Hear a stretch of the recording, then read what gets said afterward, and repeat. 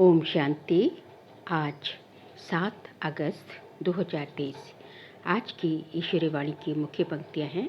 मीठे बच्चे, याद की लंबी सीढ़ी पर तब चढ़ सकेंगे जबकि बाप से सच्ची प्रीत होगी। याद की लंबी सीढ़ी पर तब चढ़ सकेंगे जबकि बाप से सच्ची प्रीत होगी। याद की दौड़ी से ही विजय माला में आएंगे। प्रश्न है, एक बाप से सच्ची प्रीत है तो उसकी निशानी क्या दिखाई देगी? उत्तर है, अगर सच्ची प्रीत एक बाप से है तो पुरानी दुनिया, पुराने शरीर से प्यार खत्म हो जाएगा। जीते जी मर जाना ही प्रीत की निशानी है। बाप के सिवाय किसी से भी प्यार ना हो। बुद्धि में रहे कि अब घर जाना है, ये हमारा अंतिम जन्म है। बाबा कहे, बच्चे, तुमने 84 जन्मों का खेल पूरा किया। अब सब कुछ भूल मुझे याद करो तो मैं तुम्हें साथ ले जाऊंगा। गीत है, बनवारी रे, जीने का सहारा तेरा नाम रे। ओम शांति। मीठे मीठे सिखलते बच्चों ने ये गीत सुना कि ये है झूठी दुनिया। झूठ खंड भारत के लिए कहा जाता है।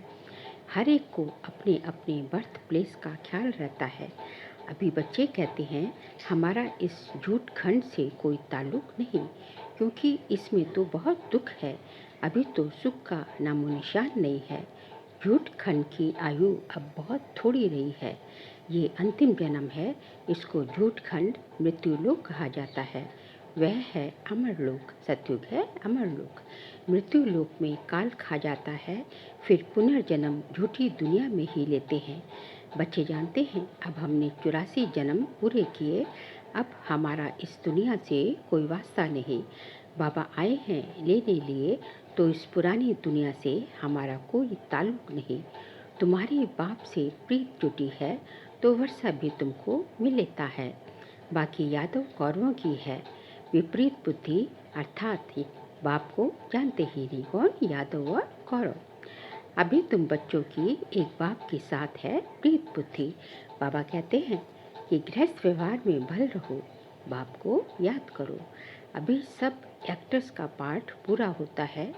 सबके शरीर छूटने हैं, सबको वापस घर ले जाना है। मनुष्य मरना नहीं चाहते। तुम तो जीते जी मर चुके हो। इस दुनिया में कोई से प्यार नहीं, इस शरीर से भी प्यार नहीं। आत्मा को रोशनी मिली है। हम बाप के बच्चे हैं। हमारे 84 जन्म अब पूरे हुए। अब खेल पूरा हुआ।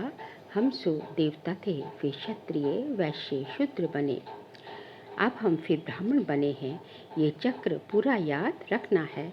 आत्मा कहती है कि बरोबर पुनर्जन्म लेते लेते अभी ये अंतिम जन्म है। बाबा आया है लेने लिए। अनेक बार हमने 84 जन्मों का चक्र लगाया है। स्वदर्शन चक्रधारी बने हो। समझाया जाता है कि ऐसे हमने 84 जन्मों का चक्र लगाया है। सभी भारतवासियों के पूरे 84 जन्म नहीं कहेंगे। जो ब्राह्मण बनते हैं वही समझते हैं। 5000 वर्ष पहले भी समझाया था, हे बच्चे, तुम अपने जन्मों को नहीं जानते हो। 84 लाख जन्मों का तो कोई वर्णन भी ना कर सके। आगे बाबा ने कहा, अभी तुमको सभी धर्मों के चक्र का भी पता पड़ गया है। हिसाब किताब में जो होशियार होंगे वह झट समझ जाएंगे। बरोबर फलाने धर्म को इतने जन्म लेने चाहिए। तुमको भी पूरा निश्चय है कि हमने 84 जन्म पूरे किए। अब बाप वापस लेने लिए आए हैं, जिसके लिए ही ये महाभारत लड़ाई है। उन सब की है विनाश काले विपरीत बुद्धि। विनाश काल है ही कलयुग के अंत और सतयुग आदि के संगम पर। सतयुग और त्रेता के संगम को विनाशकाल नहीं कहेंगे। वहाँ तो वृद्धि को पाते रहते हैं। अभी सबका विनाश होना है, इसको विनाशकाल कहा जाता है। अभी तुम्हारा अंतिम जन्म है। इसके पहले बाप आए थे तो कह न सके कि तुम्हारा ये अंतिम जन्म है। जब खेल पूरा होता है तभी मैं आता हूँ। तुम जानते हो, बरोबर हम आत्माएं 84 जन्म लेती हैं। गाया भी जाता है कि कुमारी वह जो 21 कुल का उद्धार करे। अब वह तो समझते नहीं कि 21 कुल किसको कहा जाता है। भारत में कुमारियों की बहुत मान्यता है। पूछते हैं, जगदम्बा भी कुमारी है ना? कुमारी को फिर जगदम्बा कहना, इसका भी अर्थ चाहिए ना। जगदम्बा है तो जगत पिता भी चाहिए ना। जगत पिता के साथ माता भी चाहिए। ऐसे तो बहुत माताएं हैं जिनको जगत माता भी कहा जाता है। अखबार में भी पढ़ा था, कोई माता को जगत माता लिखा था। अब जगत माना सारी सृष्टि, तो जगत की माँ एक होगी या 10-20 होंगी। रचता बाप एक है तो माता भी एक चाहिए ना। इतनी माताएं सब जगत के मालिक हैं।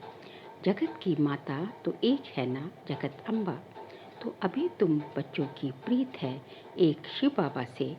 तुम्हारे में भी नंबरवार पुरुषार्थ अनुसार है, जिनकी पूरी प्रीत है। सजनी की एक साजन से, बच्चों की एक बाप से प्रीत होनी चाहिए, और सबसे प्रीत तोड़नी पड़े। नष्टो मोहा बनना है, पुरानी दुनिया से मोह नष्ट। जैसे पुराना घर होता है तो बाप नया बनाते हैं। जब नया बन जाता है तो उसमें बैठ पुराने को खलास कर देते हैं। बाबा कहते हैं, मैं तुम्हारे लिए स्वर्ग नई दुनिया रचता हूँ। नई दुनिया में नई दिल्ली है। यही जमुना का कंठा है जहाँ तुम राज्य करते हो। तुम जानते हो भक्ति का बहुत बड़ा विस्तार है। ज्ञान तो बिल्कुल थोड़ा है, 1 सेकंड का। बीज को जानने से सारा झाड़ आ जाता है। भगवान को जाना तो सारा सृष्टि चक्र का नॉलेज हो जाती है। भिन्न भिन्न वैरायटी धर्मों का झाड़ है। उसमें मुख्य फाउंडेशन है देवी देवता धर्म। आधा कल्प में सिवाय एक धर्म के और कोई धर्म है नहीं। बाकी आधा कल्प में देखो कितने धर्मों की स्थापना होती है।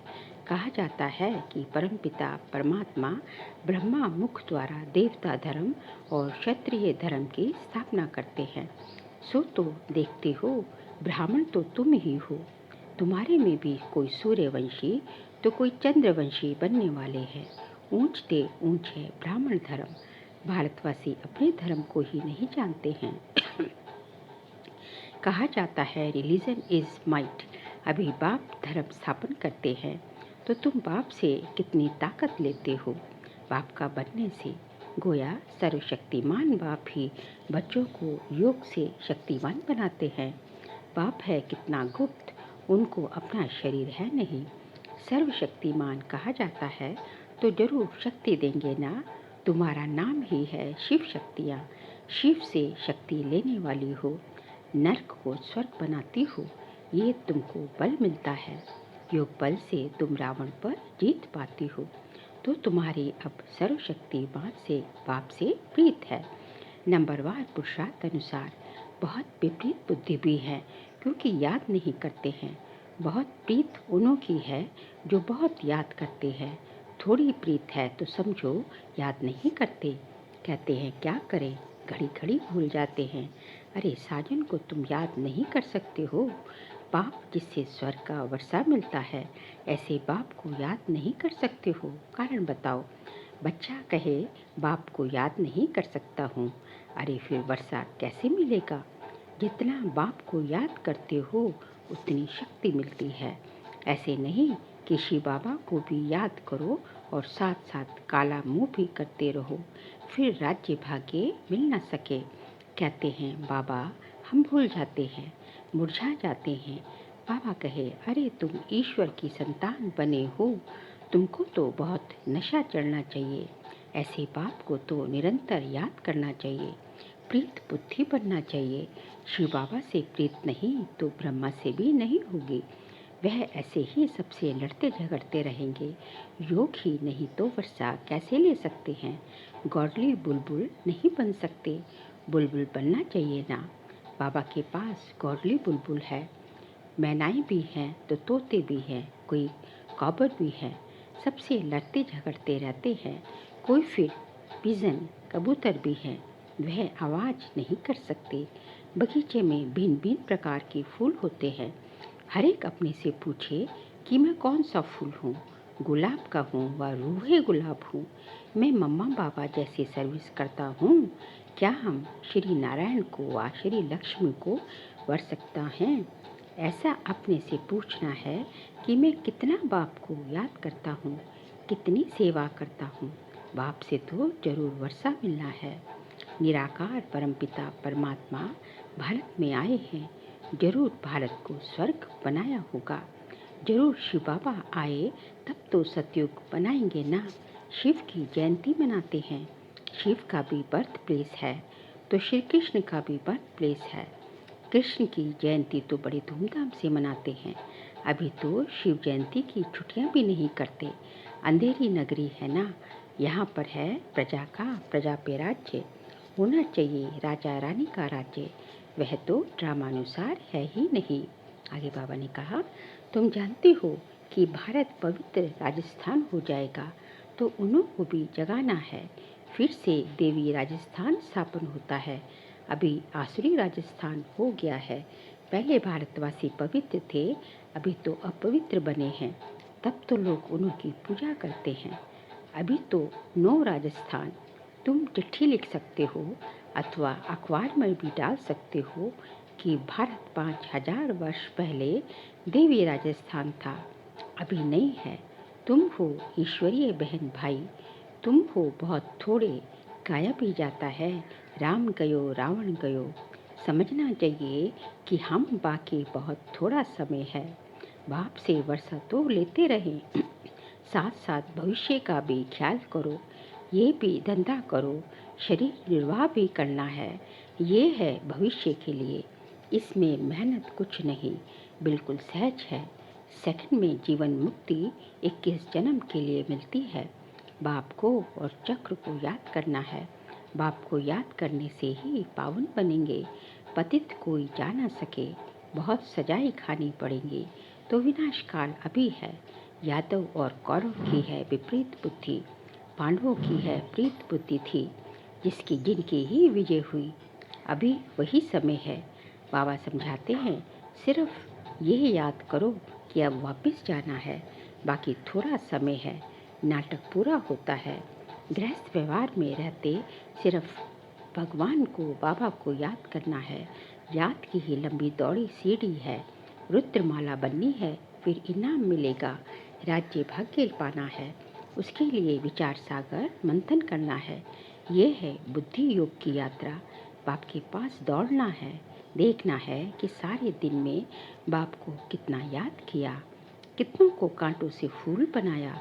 प्रजा नहीं बनाएंगे तो किस पर राज्य करेंगे।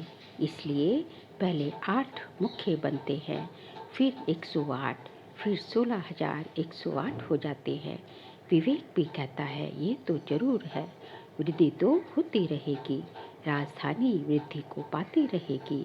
अभी भी ढेर लाखों आएंगे, बुद्धि में ये पक्का याद रखो। अभी हमको घर जाना है। इस पुरानी दुनिया में दुख बहुत है, बस एक बाप को याद करते रहो। बड़ी लंबी यात्रा है, पिछाड़ी में आने वाले इतना ऊंच पद पा न सके। कितनी मेहनत करनी पड़ती है, कर्म भोग कितना चलता है, फिर पिछाड़ी में आने वाले इतनी मेहनत कैसे कर सकते हैं। जो विकर्म विनाश हो जाए। जनक भी त्रेता में चला गया, सूर्यवंशी राजा बन न सका। राजा था, सरेंडर भी हुआ, परंतु टू लेट आया तो चंद्रवंशी भी चला गया। इन बातों को ब्राह्मण ही समझ सकते हैं, शूद्र समझ ना सके। हाँ, कईयों को प्योरिटी अच्छी लगती है, परंतु प्योरिटी में रहकर भी दिखाए ना। सन्यासियों के फॉलोअर्स कहलाते हैं, खुद तो पवित्र बनते नहीं तो फॉलोअर्स कैसे हुए। ये भी झूठ हुआ ना। कोई भी सत्संग में एम ऑब्जेक्ट होती नहीं। कितने ढेर सत्संग हैं, ये तो बाप ही आकर मनुष्य से देवता बनाते हैं। विश्व का मालिक तुम बनते हो एक शिव बाबा की याद से। बाप को याद ही नहीं करेंगे तो वर्षा कैसे मिलेगा। ये तो तुम्हारा काम है। पुरुषार्थ कर निरंतर याद करना। निरंतर याद रहे, वे अवस्था अंत में होगी, अभी नहीं है। पिछाड़ी में 8 ही विन करते हैं, याद करते करते सबसे पहले जाते हैं। अच्छा, मीठे मीठे सिखलते बच्चों प्रति माता पिता बाप दादा का याद प्यार और गुड मॉर्निंग। रूहानी बाप के रूहानी बच्चों को नमस्ते। हम रूहानी बच्चों की रूहानी बाप दादा को नमस्ते नमस्ते नमस्ते। सार के लिए पॉइंट से विनाश काल का समय है, इसलिए देहधारियों से प्रीत तोड़ एक बाप से सच्ची प्रीत रखनी है। इस पुराने घर से मोह नष्ट कर देना है। ज्ञान की बुलबुल बन आप समान कांटों को फूल बनाने की सेवा करनी है। याद की दौड़ी लगानी है।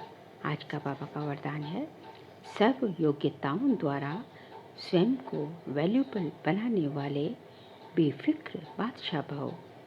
सर्व योग्यताओं द्वारा स्वयं को वैल्यूबल बनाने वाले बेफिक्र बादशाह भव। बाप स्वयं बच्चों को ऑफर करते हैं, बच्चे योग के राइट हैंड बनो, योग के सेवाधारी बनो। जो योग्य होता है वह बेफिक्र बादशाह होता है। चाहे स्थूल योग्यता चाहे ज्ञान की योग्यता मनुष्य को वैल्यूबल बनाती है। योग्यता नहीं तो वैल्यू नहीं रहती।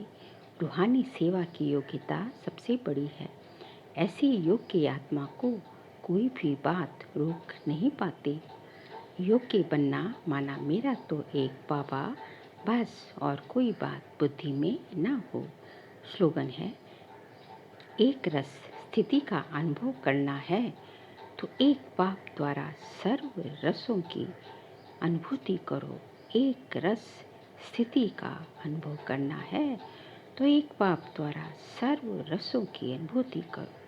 बाबा कहते हैं कि यदि आप चाहते हो कि आपकी स्थिति एक रस हो तो उसका सबसे सरल और सहज जो है रास्ता है कि एक बाप से एक भगवान से ही सर्व संबंधों के रसों की अनुभूति करो।